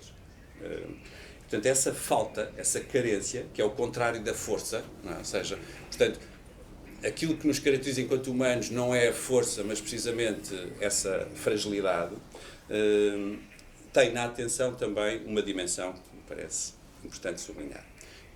Então, primeiro ponto, dizia, ou queria apontar essa noção de atenção como contemplação, não é? Essa abertura como saída de si no modelo da hospitalidade, também de abertura ao outro, ao mundo, ao que está fora, mas isso implica também nós nos colocarmos fora, ou seja, um descentrar. Não é? Ou seja, quando eu dou atenção a alguma coisa, preciso esvaziar de mim. Esse descentramento, esse estar fora, até estar fora de mim próprio, quando eu dou atenção a mim mesmo, não é? Ou seja, quando sou capaz de olhar de fora para mim mesmo, é determinante. Mais uma vez, é um movimento determinante de saída de si. Diríamos normalmente que dar atenção a alguma coisa, enxergar, como dizia há pouco o João, uma palavra tão bonita que não usamos tantas vezes no continente, enxergar, ver, é aquilo que a atenção permite, ou permitiria. A proposta que também tenho a fazer, e que eu julgo que as fotografias do Duarte também nos ajudam, não é apenas a ver, mas a desaprender a ver. Ou seja, nós vemos de determinadas maneiras, estamos habituados a ver de determinadas maneiras. Neste caso, a atenção obriga-nos a desaprender de uma forma habitual para ver de outro modo. Ver outramente, não é? De outra forma. Portanto, há uma desaprendizagem, aliás, palavra muito bonita que Fernando Pessoa usa, é preciso uma aprendizagem de desaprender, diz Fernando Pessoa a determinada altura. Aprender a desaprender era, na verdade, aquilo que a escola também nos devia ajudar a fazer.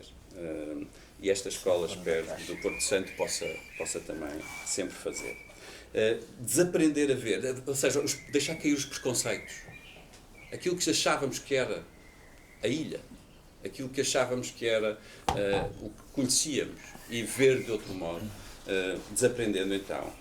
E o Duarte escreve no seu diário uma frase muito bonita que diz: é tudo tão estranho quando visto pela primeira vez. É que nós só estranhamos alguma coisa se formos capazes de facto de desaprender. Ou seja, acharmos que sabemos, já não estranhamos. Não é? Quando achamos que sabemos, já não nos espantamos. E o espanto é o princípio, de facto, da sabedoria. O que é que isto permite? Esta contemplação permite, como estas fotos também mostram, uma espécie de dilatação do mundo. De repente a ilha é outra coisa. De repente o mundo é outra coisa, dilata-se. Tal como nós nos estendemos, também o mundo abre. E o que é o mundo? O mundo é um horizonte, mais do que um conjunto de coisas, mais do que um conjunto de objetos. O nosso mundo, o mundo de cada um, é um horizonte de possibilidades. E por isso é que cada um tem um mundo diferente, porque o conjunto de possibilidades é diferente. Dilatar esse conjunto de possibilidades é aquilo que acredito que a arte também pode fazer. É isso que a cultura faz, é isso que a educação faz. Dilatar as possibilidades que, ao início, nós nem sabíamos que tínhamos. O Paulo Ricardo diz isso sobre um grande livro. Aquilo que faz um grande livro é o leitor, no fim, fica com possibilidades que ao início nem sabia que tinha. Tem possibilidades de si que nem sabia. Vejam, é isso que faz um grande encontro, não é? Ou seja, quando encontramos alguém que muda a nossa vida, há possibilidades que nós não sabíamos que tinha. É isso que faz um grande filme. De repente eu percebo que posso aquilo que nem sabia que podia. Essa é a grandeza da obra de arte, acredito. Dilatar o mundo, dilatar a vida e, portanto, esse indestinar. Nós estamos tantas vezes já marcados pelo destino, pela família onde nascemos, pela comunidade onde crescemos, pelas restrições que temos, que sejam morais, sejam financeiras, que aquilo que a escola tem de fazer, e esta escola em particular, espero que o saiba fazer, é indestinar a vida de cada um dos cidadãos que ali chega. E não é só dos mais pobres, como tantas vezes pensamos que são esses que é preciso indestinar a vida. Em parênteses, não sei se sabem, há umas estatísticas terríveis, e uma das quais é o código postal é indicador do futuro sucesso ou insucesso de um aluno na escola. O código postal. Ou seja, o código postal com que chegam à escola vai predizer e determinar o sucesso ou insucesso. Portanto, se a escola não for capaz de intestinar este destino do código postal, ou todos os outros destinos, significa quais são os estudos da mãe, por exemplo, é outro dos preditores do sucesso ou do insucesso. Se a mãe tem estudos superiores ou não tem estudos superiores, se a mãe tem a quarta classe ou o ensino secundário, marca. Se a escola não for capaz de intestinar as nossas vidas, então está a fazer mal o seu trabalho, não está a fazer a sua missão. De ser outra coisa. Isto tem a ver com a questão da democracia, espero ainda chegar lá. O primeiro ponto, então, era a questão do dilatar da vida. Que a atenção permite através da contemplação. O segundo ponto é perceber que essa contemplação, então, ou essa atenção não é apenas para algo exterior, como já perceberam, mas esse algo exterior permite uma reflexividade. Ou seja, a atenção é reflexiva. Ao darmos atenção ao mundo, na verdade, estamos-nos a conhecer melhor a nós próprios. Ao sair de nós, podemos nos ver melhor também a nós mesmos. Ao olhar para estas fotografias, é sobre mim que elas falam. Portanto, perceber que sair de nós para nos vermos melhor ou compreender melhor é um exercício, um movimento, que a atenção também nos exige. Ou seja, não, ficar na primeira parte não chega. Ou seja, sair. É preciso este regresso. Ou melhor, perceber que ela é reflexiva, é sobre o si, é sobre cada um que fala. É um conhecer-se, não é apenas o conhecer a ilha, não é conhecer-se a cada um, mesmo não sendo a ilha. Porque esta ilha é também um depósito da humanidade. E, portanto, é um conhecimento de mim, enquanto possível humano, que estamos sempre a trabalhar. Portanto, o Georges Didier Huberman, um historiador de arte, filósofo, escritor, o Georges Didier Huberman tem um livro sobre umas imagens fotográficas, chama-se Imagens Apesar de Tudo, e que começa, a determinada altura, um capítulo como para conhecer é preciso imaginar. Já há pouco disse também aqui para conhecer é preciso imaginar, criar imagens. E depois começa um outro capítulo com para conhecer-se é preciso imaginar-se. Portanto, essa é também o reflexivo. Criar imagens também como modo de conhecimento de si mesmo. Portanto, a atenção não é só sobre o fora, sobre as coisas, é sobre nós mesmos. E, portanto, não é só... forma-nos. A atenção forma-nos, forma o sujeito. E terceiro ponto, para terminar, e que a apresentação do João deixou isso também muito claro, que é a atenção tem um lado que não é apenas contemplativo ou reflexivo, mas é ativo. Ou melhor, propõe uma ação. E nós temos uma palavra portuguesa em que isso fica muito claro, que é a palavra ser atencioso. O atencioso.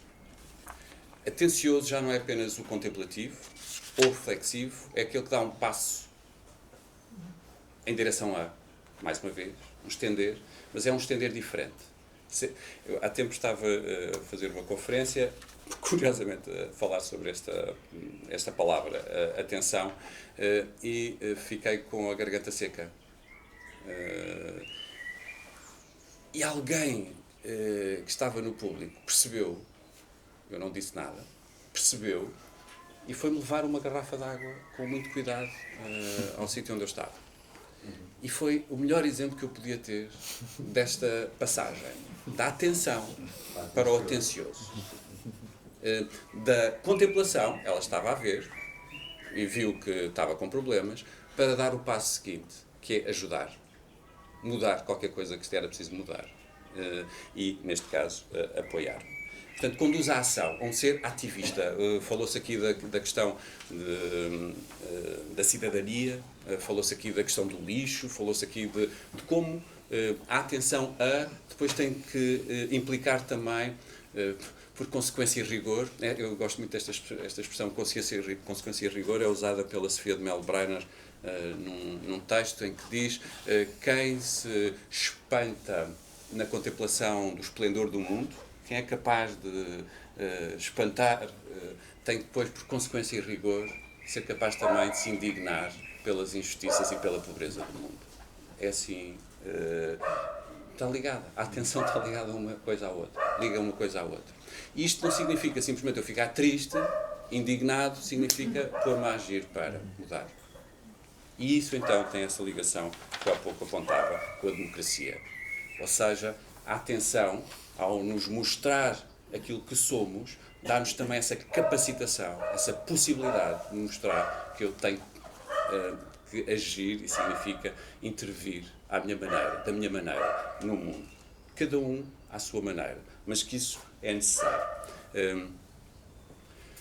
E há muitas maneiras de fazer, há muitos modos de participação. As artes, elas próprias, mostram como há múltiplas linguagens. Infelizmente a escola trabalha esta lógica verbal que nós aqui temos usado hoje, que não é a que o Duarte mostra ali, que é tantas vezes limitadora. Muitos alunos, muitos cidadãos ficam de fora e, portanto, não são incluídos na escola e, portanto, estamos a fazer mal o nosso trabalho precisamente porque só estamos a usar esta lógica verbal quando há muitas outras. Há da dança, há do corpo em movimento, há da voz, há da música, são muitas as linguagens. Não apenas para cada um se conhecer a si mesmo, mas para intervir no mundo. Porque é um modo de intervenção no mundo. Não é apenas um modo de... não é para enfeitar o mundo. As artes não estão aí para enfeitar a realidade, mas para mudar e transformar a realidade. E isso é fundamental, fundamental perceber. Não para decorar. Não é uma forma de decoração. Não vos quero estar a amassar mais, só terminava então com 3 pequenas notas, em relação àquilo também que fui ouvindo e que vi na exposição. Primeiro, era lembrar então como a atenção é também ela criadora de imagens, e isso agradecemos, como esta criação de imagens implica a possibilidade de constituição de um arquivo e o arquivo da diferença com a exposição, porque o arquivo é incomensurável, é exaustivo e ainda assim não chega, não é? Portanto, ainda continua é assim uma espécie de obsessivo. O arquivo tem qualquer coisa de obsessivo. E depois a necessidade da seleção e da escolha. E o que é que nós vemos entre a seleção e a escolha? Esta diferença entre o arquivo e a exposição. Há uma tensão, não é? Entre o desejo de mostrar tudo, ou ter tudo, e não poder fazê-lo. E ter de escolher. Por exemplo, eu dar atenção a uma coisa só. Todos já fizeram essa experiência, certamente, num museu. Não é? Entramos num museu grande, temos milhares de obras de arte. Se quiserem ver tudo, não vão ver nada. Não é? Ou seja, é o exagero, não é? O demasiado mata. E significa que a possibilidade de escolher apenas uma obra e dar atenção a uma obra pode salvar. Mas isso implica uma escolha, uma decisão, uma tensão. Aliás, a palavra tensão e atenção, não tendo nada uma coisa a ver com a outra, podem estar muito próximas. E por fim, só dizer que ao olhar para esta exposição, e vinha preparado para pensar a questão da fotografia, depois encontramos muito mais. E encontramos, sim, imagens fotográficas, mas encontramos também o desenho, encontramos a palavra, e encontramos qualquer coisa que me interessa muito, devo-vos dizer, que é esta noção performativa de um corpo no espaço, e neste caso no corpo numa ilha, que é da caminhada e do andar, e de como esse caminhar e andar cria. É também ele criador. Como essa forma de atravessar o território, ela própria também criadora. É um praticante do espaço, que é uma expressão que o Michel de Certeau usa. E o que é que faz o praticante do espaço? Cria um lugar.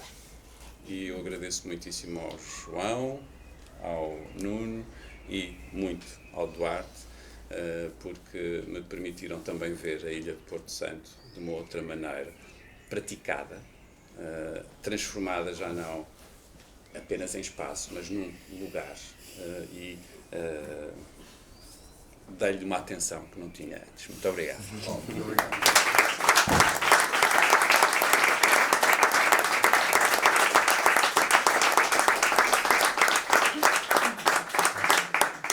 Bem, vamos abrir às vossas questões. As pessoas, a participação. Dá uma pergunta. Não, eu ia questionar. Tendo um conhecimento enorme do território português, não é? E dos vários micro-territórios, sei lá, pensar norte, sul, portanto, Alentejo, Beiras, Trás-os-Montes, Litoral, Interior, e das suas próprias características, o que é que tu dirias do Porto Santo? O que é que, conhecendo todo o território, o que é que, com a primeira visita, que já não foi esta, suponho, não é? Mas uma anterior, o que é que tu ressaltarias da primeira impressão de Porto Santo? Onde é que enquadrarias no ser português? Quer dizer, em breves palavras. Sim, mas eu, o ser português, saltava, se calhar, porque não sei. Não, o que eu te estou a dizer, há uma identidade comum portuguesa, não é? Embora com vários territórios, não é? Com as beiras, com isto. O que é que tu dirias do Porto Santo? Não sei. Do que sentiste? Eu do Porto Santo, assim, em poucas palavras, diria que aquilo que mais me espanta é a enorme diversidade de lugares tão diferentes entre um pouco espaço. E, sobretudo, a marca geológica em que percebemos uma parte da história da fabricação da paisagem, não é? Em termos, nomeadamente, da vulcanologia, não é? Isso é que eu aqui há uns anos, quando fez 50 anos sobre a erupção dos Capelinhos, fotografei o Faial e o vulcão dos Capelinhos, e é absolutamente fascinante. E é curioso, não num período de alguns milhões de... Foi em 57, 58? Foi, mas em 50 anos também perdeu um quarto ou mais da área que ficou após a erupção. E então aquilo que mais me seduz neste pequeno território de Porto Santo é de facto a enorme diversidade de paisagens e o fascínio das areias e dos basaltos e o Pico Branco e, enfim, Fonte da Areia. A praia, curiosamente, é o que menos me interessa, se bem que é lindíssima e é uma enorme singularidade também geológica. Em termos do ser português, eu, de facto, hoje em dia interessa mais o ser humano e o ser biológico e estar em diálogo com uma série de espécies, mais do que pensar em culturas locais, que eu acho que são muito importantes, Não, sim, não diria só a cultura em si, a identidade humana. Pois é isso, é desviar um bocadinho a questão da identidade associada a culturas específicas, mas pensar mais numa cultura biológica e o conhecimento da vida noutras bases que não só a tradição, nomeadamente ocidental, não é? Mas eu vou complementar. Este enxergar, este olhar clínico do Duarte e a questão bastante oportuna que tu colocaste, faz do Porto Santo, com apenas 42 km², a região do país com maior número de geossítios no mundo. E isto demonstra a diversidade geológica, o património geológico, as formações que lá ocorrem, de facto é uma raridade. E não se nota isto nem no arquipélago das Canárias, nem no arquipélago de Cabo Verde, e nos Açores, apesar de ser 9 ilhas, um geoparque, como o Duarte estava a dizer, por exemplo, no Faial, a geologia é muito mais monótona. A paisagem é mais monótona.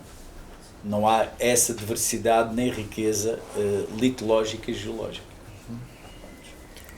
E aqui esta pergunta. Eu queria perguntar como é um trabalho de quase cientista, de estar ali experimentando e vendo, e esse trabalho da atenção que foi bem imposto aqui, de equilibrar esse trabalho de artista entre cientista, de um olhar científico que é da câmera, eu acho uma coisa naturalista, realista, de se olhar e ter exatamente daquilo que você olhou, aquele retrato, de equilibrar isso com uma questão visual das artes. Eu não gosto de fazer a distinção entre o científico e o artístico. Isto é, não sinto essa necessidade na minha atividade e por isso vou fazendo. Eu gosto de pensar. Eu tenho uma grande admiração pelo telescópio James Webb, que é a mais poderosa máquina de visão criada pela vida, não é? Que orbita em torno do Sol e que está a tentar ver a origem do universo. Eu vejo-me um pouco como uma pessoa que faz um movimento performativo sobre a paisagem e deixa um rastro de imagens, mais do que qualquer outra coisa. Neste sentido, por um lado, tento perceber objetivamente, ou com algum grau de objetividade, aquilo que vejo e porque é que as coisas são como são. E por outro, acho que a arte, que eu também não sei bem o que é, mas também não tenho problemas existenciais com isso, através da comunicação do sensível, tentar partilhar uma experiência, porque acho que há modelos mais arcaicos de conhecimento que estão muito estafados, se me permitem o termo, e muito codificados em formas que é difícil de transmitir ou de chegar às pessoas por essa forma. De maneira que eu acho que é na arte, e neste sentido aqui a Porta 33 faz um trabalho para mim absolutamente notável, que é pôr a arte no centro da comunicação e da partilha de conhecimento. Não sei se eu respondi. Tinha uma pergunta também. O Paulo falava da arte ser reflexiva e saber se ela também é seletiva, na sua opinião. O trabalho que o Abel faz, se de alguma forma é seletivo. Eu julgo que é sempre, não é? Ou seja, apontar para um determinado lugar, não apontando para o outro, enquadrá-lo de uma maneira, não enquadrar, mas isso ele dirá melhor do que eu, mas há sempre uma subjetividade e não há forma de fugir à subjetividade de quem vê, da mesma maneira que hoje se percebe em ciência que o cientista é também ele um sujeito e, portanto, a sua subjetividade marca a forma como pratica a sua atividade e, portanto, não há outro modelo. A ideia de um conhecimento universal fora da experiência humana hoje parece-me muito difícil de entender. De uma verdade qualquer que ultrapassa o próprio humano, não é? Portanto, esta noção de uma verdade que atravessa os nossos olhares na sua diferença, portanto, eu prefiro antes isso, que é outra pessoa poder ir fazer os caminhos, ou outros caminhos naquela ilha e dar-nos a ver outras coisas, do que passarmos pela ideia de que este é o único olhar possível sobre a ilha, ou que há um olhar sobre a ilha. Da mesma maneira que não há a cultura no singular, também não há a verdade de qualquer coisa, de qualquer realidade. Aliás, falava-se há pouco do real, não é? Ou seja, prefiro a pluralidade e a controvérsia, no sentido de poder haver até debate em relação a... Porque, aliás, voltando à questão da democracia, é isso que faz a democracia. não a ideia do pensamento único ou de uma verdade única, mas de haver verdades que se degladiam, se lutam. Sim, mas que se respeitam nesse dissenso. Claro, nessa dissensão. Aliás, uma aprendizagem da democracia é precisamente essa, de haver outros pontos de vista, e isso tem que ser respeitado, e deve ser respeitado. E o diferendo é construtivo e não mutuamente exclusivo. Exatamente. Ou excludente, Sim. se quisermos. Não, é uma aprendizagem, e por isso é que é aquilo que eu tentava dizer sobre a noção da nossa fragilidade. Cada um tem um ponto de vista, mas precisa do ponto de vista do outro, não é? Ou seja, a nossa pobreza radical implica precisamente este estender-me em relação a outros pontos de vista, e portanto eu ser capaz de aprender com o que o outro vê do seu lugar e que eu não tenho. Sim, desse ponto de vista, só para complementar o que dizes, já se falou muito de democracia, obviamente que é uma preocupação de se calhar todos nós nesta sala, mas aquilo que o Duarte faz, eu acho, é criar uma linguagem com nexos próprios, não é? É preciso, de uma certa forma, aprendermos esses códigos, não é? Para...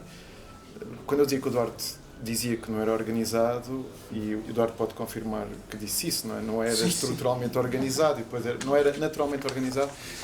Este dispositivo é mesmo, quer dizer, era a única forma de aprender a organizar, aprender a arquivar, aprender a inventariar, porque é uma loucura. Eu não sei como é possível alguém encontrar-se neste labirinto que são os milhares e milhares e milhares de imagens que correspondem aos milhares de lugares, que correspondem a determinado dia, que correspondem. E isso é verdadeiramente uma linguagem que nós precisamos de aprender, não é? Portanto, há sempre esse esforço que é preciso fazer. E eu acho que o que caracteriza muito o que estamos a viver é que as palavras dos políticos, mas não só, já não correspondem a nada, quer dizer, não há uma correlação com nada.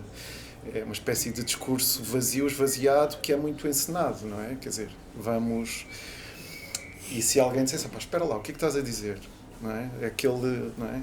Acho que haveria, de facto, uma perturbação de que precisamos, porque estamos a abdicar dessa intervenção, não é, confortáveis que estamos nas nossas... E eu acho que sim, que há, como o João dizia, há uma perturbação quando o Duarte fotografa a ilha, não é? Olhem para as imagens da sala de cima, da sala escura, e vejam, quer dizer, pode ser no Porto Santo, pode ser no outro lado qualquer. Portanto, é a linguagem do Duarte a agir perante aquela realidade. Não é? Perturbação positiva e contributiva. Sim, claro, obviamente, sim. E é no meio da desorganização que uma pessoa se organiza. Claro. Começa para a desorganização para se organizar. Claro que sim. Evidente. Claro. E só há democracia se eu te deixar falar com o respeito que tenho por ti e tu tens por mim. Exatamente, claro que sim. Não. E a democracia só existe se houver disputa. E se houver escuta. Tem que haver escuta, não é? Claro. E esclarecimento. Sim, sem dúvida. E é só assim é que existe a democracia. O problema é que há sempre aqui umas falhas no meio, mas não é? Ainda bem que há uns que compreendem as falhas. Sim. E ainda bem que há uns que respeitam, não é? Claro. Nem que seja o público em geral. Sim, mas nós estamos a demitir também da construção da democracia. Eu sinto isso. Ou seja, ninguém é, digamos, inocente e ninguém é, digamos, todos somos culpados do rumo que a nossa democracia está. Eu sinto isso no sentido em que a intervenção cívica, que pode ser de várias maneiras, como se dizia, não é?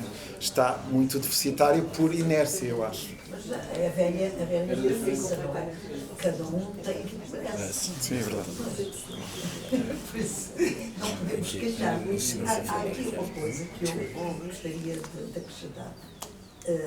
Se o Duarte voltasse a fazer o mesmo, já não fazia exatamente a mesma coisa. Por isso, nós próprios, e isto veio através do que foi aqui dito pelos presentes, nomeadamente o Paulo, que é Paulo, nós encontramos a nós próprios quando às vezes fazemos exatamente a mesma coisa pela segunda e terceira vez. E quando olhamos para a quarta vez que fizemos o mesmo, verificamos tão inocente que era a primeira vez. Porque é que eu não vi isto da primeira vez? E só assim se constrói uma pessoa e se melhora a mensagem que tentamos transmitir aos outros. Claro. E já agora obrigada pela mensagem que me transmitiu. Muito obrigado, eu. Mas imediatamente eu estava aqui a pensar, vocês falaram em democracia, e eu lembrei-me logo da proliferação da imagem nos dias de hoje. Toda a gente pode, com um telefone, fazer milhares de fotografias no dia. E também pensei no que disse há pouco, que foi a questão do já não acreditar no trabalho individual. Tem que haver alguma multidisciplinaridade, não é? Mas há sempre um aspecto individual e há sempre um olhar único em cada um, não é? A questão que eu ia perguntar era se o Duarte imagina, naquele rastro de imagens que falou, se imagina a ter outras pessoas a segui-lo e a fazerem ou a multiplicarem essa visão em relação ao território. A seguir-me em que sentido? A fazer imagens, a produzi-las também. Ou seja, passar do indivíduo para um coletivo. Eu acho que isso depende um bocado do coletivo. Isto é, eu já vou falar da questão da organização só para esclarecer a posição que tenho sobre isso. E ainda antes da pergunta que me colocou, eu uma vez fiz um trabalho com mais 3 fotógrafos no Conselho sobre Arqueologia Industrial no Conselho de São João da Madeira. O Conselho de São João da Madeira é o concelho mais pequeno do país e tem uma série de espaços muitíssimo interessantes, desde a antiga fábrica Sanjos, que entretanto foi reativada, creio eu, fora do Arco, a Cortadoria Nacional do Pelo, etc. Eram para aí 8 espaços. Fábrica dos chapéus, não é? Sim, exatamente. Fábrica dos chapéus, de feltro, muito bonita. E às vezes, todos éramos 4 fotógrafos, fotografámos os 4 espaços, os tais espaços, 8 ou 9 de arqueologia industrial, que funcionavam, e os trabalhos foram completamente diferentes, às vezes em naves relativamente pouco interessantes, em que todos fomos e davam fotografias completamente diferentes, de maneira que qualquer pessoa responde aos mesmos estímulos de forma completamente diferente, e isso é muito interessante. A questão que me pôs sobre haver mais pessoas eventualmente interessadas em seguir este caminho, eu acho que há muito pouco interesse nisto, sinceramente. Isto é, as questões do espaço e do tempo interessam muito pouca gente. Senão eu se calhar vivia um bocadinho melhor do que aquilo que vivo. Enfim, não me estou a queixar, mas tenho que olhar todos os dias para a conta bancária. E ando há 40 anos a fotografar Portugal e a publicar alguns livros, e acho que continua a haver muito pouco interesse por parte do governo, da população em geral. Por isso é que eu não tenho assim um sucesso que eu considero. Voltamos ali à questão da atenção e do ensino, de tudo. Criar essa... Ainda bem que não tem sucesso. Olha, o produção está-me a dar uma mensagem. Lobo Marinho. Lembra-se do café de ter falado que é o insucesso que é o motor para um artista nunca se reinventar sempre. Essa é um bocadinho a minha tese. Por um lado tenho que sobreviver a fazer aquilo que gosto, não é? Se calhar, enfim, pedindo desculpa pelo termo, se calhar por estupidez, não me dediquei a outras coisas. Mas eu acho que o insucesso é a procura também, é uma forma de tentarmos levar a linguagem cada vez mais longe. Eu acho que eu pelo menos sinto isso individualmente, e por isso é que muitas vezes salto da imagem para a palavra, porque já não consigo dizer com imagens aquilo que quero dizer. Eu recorro à palavra quanto a mim é a forma mais evoluída que temos de comunicação. Então vou lutando contra esta barreira de não conseguir comunicar aquilo que quero dizer, e isto é muito estimulante, independentemente do sucesso, não é? Havia aquele dito do Winston Churchill que dizia que o sucesso, eu não me lembro das palavras exatas, mas o sucesso é a capacidade de não desistirmos a cada falhanço, a cada contrariedade. E é um pouco isto, não é? Cá continuo. Há uma questão muito importante. Nestes trabalhos, eu de facto nunca trabalho sozinho, embora o meu trabalho seja muito individual, mas o trabalhar com o Maurício, com a Cecília, com o Nuno, enfim, e depois há autores muito inspiradores, alguns que conheço pessoalmente, outros que já não estão entre nós há séculos, através dos livros, da arquitetura que deixam, etc. Isso é de facto muito estimulante para continuar sempre. E vou fazendo as coisas. E agora, em jeito de brincadeira... Eu ainda queria falar da organização. Sim? Não, mas diga em jeito de brincadeira. Em jeito de brincadeira. O que é que, para um arquiteto, como é que foi dormir numa escola construída pelo João Ramalho? Boa pergunta. É um privilégio estar no... Exatamente. Eu acho que a arquitetura qualificada ilumina. Uma das sensações mais incríveis que eu tive de contacto com a arquitetura e que marcou muito na minha vida, mesmo como estudante na altura de arquitetura, foi entrar no Panteão de Roma, que é uma sala absolutamente transcendental, diria eu. E a escola do Chorão, eu tive o privilégio de conhecer o Chorão Ramalho, devo dizer, nos anos 90, já com bastante idade, ele, e na altura fotografei o escritório dele e alguns aspectos de algumas obras dele. E é um arquiteto que me seduz há muito tempo. E passar algumas horas, ou 2 semanas, no caso concreto, num edifício daquela qualidade, é muito estimulante. Porque, de facto, eu acho que a arquitetura faz a diferença. Se nós vivêssemos em espaços mais qualificados, vivíamos melhor de certeza absoluta. Com luz, Sim. com alojamento. Já vi um artista que queria pintar num apartamento moderno. Se chatear com Deus. Eu ainda só um breve parênteses, não quero alongar. A organização. Eu quando fiz o Portugal Património, que foi uma obra que eu às vezes fico assim com os números na cabeça, mas não são muitos, não fiquem preocupados comigo. Eu fiz 611.527 fotografias para esse projeto. E os livros, e foram cerca de 5 anos de trabalho de campo, e os livros só começaram a sair ao 7º ano. Isto houve ali um período de 2 anos em que eu estive a selecionar fotografias e preparar as edições, que saiu depois em 10 volumes, e depois acabaram por ser feitos mais 2, foram 12 volumes no Círculo de Leitores. O que é que acontecia? Se eu não tinha as coisas organizadas, as fotografias não serviam para nada. Eu fotografei praticamente em todas as 4.260 freguesias que havia na altura, e incluindo todas as ilhas habitadas, devo dizer. Já se me queixaram de eu não fotografar muitas ilhas, mas é também porque das ilhas não me chamam tanto como eu gostaria, ao contrário do que acontece aqui com a Madeira, devo dizer.